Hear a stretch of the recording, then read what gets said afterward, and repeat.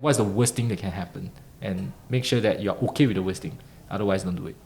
Yeah.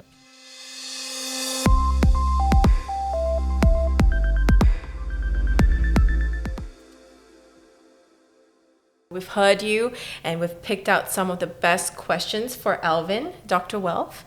And yes, would you like to answer some of the community favorites? Definitely. It's my pleasure. So the first question, if my time horizon is for the end of the second half of the year, where are the short-term opportunities? So as I say, I'm generally a long-term investor, so I look beyond just end of 2022. It's pretty short, right? Yes, it's pretty short. But on the contrary, I also do some short-term trading, but it's not a big part of my portfolio. It's just a small part of my portfolio. And if we look at that, then I think the best opportunity short-term, the way I see it is in the DSpec space. Right? As in we know specs, SPAC. Yes. DSpec means that they have already found a company to merge, and then they are going to change the ticker to the new company that they are merging with. So given the rising interest rate environment, given the very bearish outlook on all this very high risk investment, some are even pre-revenue because spec tends to merge with these companies. A lot of these specs, they will trade at $10, but after they merge, it will just go down the hill. Right? Really? So, do you have an example? Example, we can take the recent one, Polestar, right? Yes. So it went up, there was some interest, but then after that it just went crashing down. So with these special purpose acquisition companies, what are some indicators for a DSpec? They will announce, it's all in the announcements. So they will say, okay, we're going to have a voting, a EGM to vote for this merger. You just need to take note of the date and the time that the ticker is going to change. So that is like the crucial dates that people should look out for. Yeah, but just want to make sure that you guys understand the risk. This is very, very risky. Okay. And shorting generally involves a lot more sophistication. You need to borrow scripts. You need to ensure the margin financing is not high to make it viable for you to do a short. So it's definitely a lot more complicated than longs. Alvin, my question for you, okay? What is one mistake that you'd like to share with the viewer? Oh, I have plenty. So the most expensive financial mistake that I have made is selling naked options. Yeah, selling naked options. So that was 10 over years ago. But do you still feel the pain of that? I definitely won't feel the pain because I've already gotten over it. Otherwise, I would not be investing really. I would just be giving up, right? So that was trying to do a naked sell options on natural gas. I see. So it was very leveraged position, right? So it was like a $1 million position. Then I got a margin call. My whole $100,000 capital will just wipe out. Yeah. So it was just greedy and a lot of foolishness, I would say.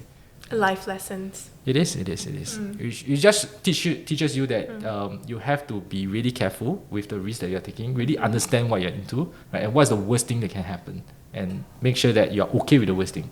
Otherwise, don't do it. That's really good advice, actually. I think also, even from my own personal investing habits, I've learned so much about myself and whether or not I'm a risk taker. Yes, definitely, right? Because you realize that, actually, I'm not as good as I think I am because I can't know exactly where the market is going. Yeah. So you get to eat a humble pie a lot. Some of the things that I learned is that whether I am more naturally a risk taker or whether am I a conservative person. So I realize I'm more on the risk-taking side. And I can say I'm a risk taker on certain industries. Which industry is that? More tech and EV side, yeah. But then I'm more conservative on whatever you just mentioned before, if it's Singapore market or something a bit more long-term. I tend to be a bit more protective over there. So next question is a long question, but bear with me. From data, inflation seems to have started in October 2021 before the supply chain issues and the Russian-Ukraine crisis. When the war and China lockdown happened, inflation then rose to 8.6%. So can we say that the production issues only accounted for a small percentage of inflation? And also with QE, quantitative easing, unlimited because of this issue? And can this inflation issue then be corrected via QT, quantitative tightening? Okay. It's a very good question, a very well thought out question. And I tend to first of all, I tend to agree, right, in part to that analysis, I would say, to that position.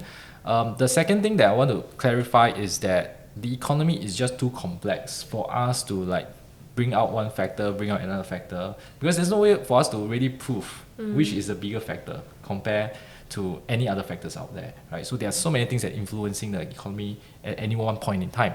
So which means that whatever we try to explain over here, we have to not take it as like a gospel truth, right? So it is still a lot of room for interpretation.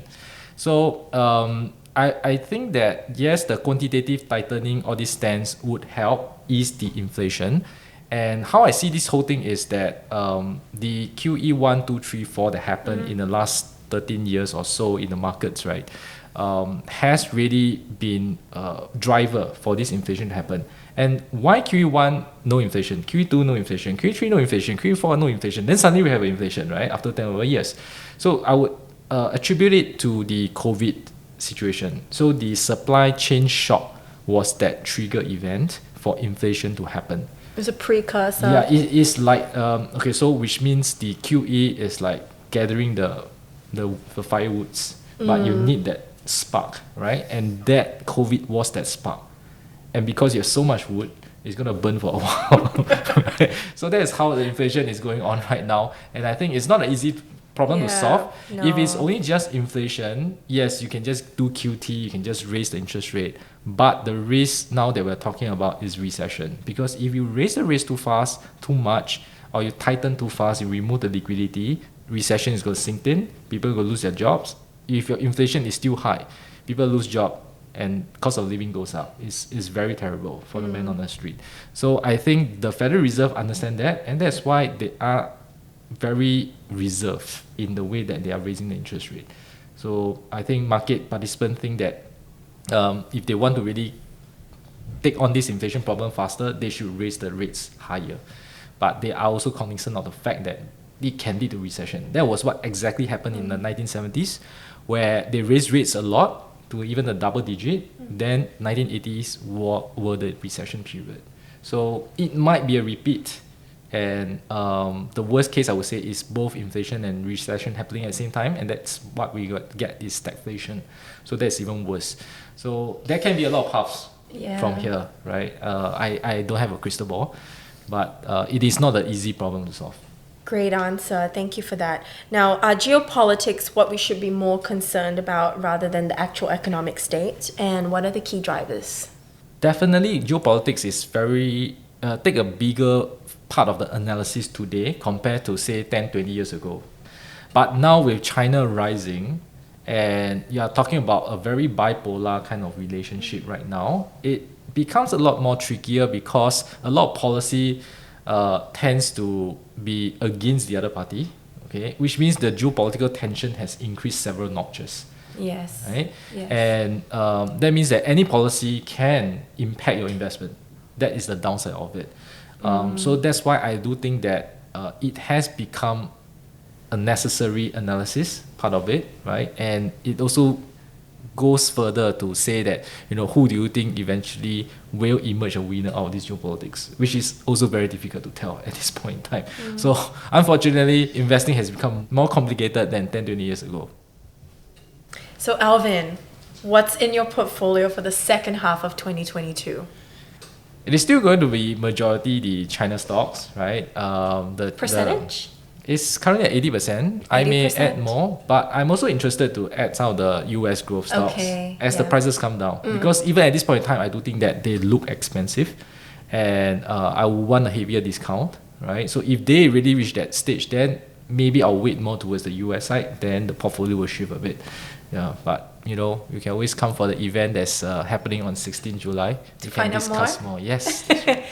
Alvin Chow, Dr. Wealth, everybody. Thank you so much for coming on to Playing with Fire. Thank you for having me. So everyone watching, if you have more questions for Dr. Wealth, leave a comment down below, subscribe for more videos like this. And we'll see you on the 16th of July at the Suntec Convention Center, where you get to meet and greet with Alvin himself. So hopefully we'll see you for the next episode of upcoming shows. Yeah, that'll be fun. That will be fun.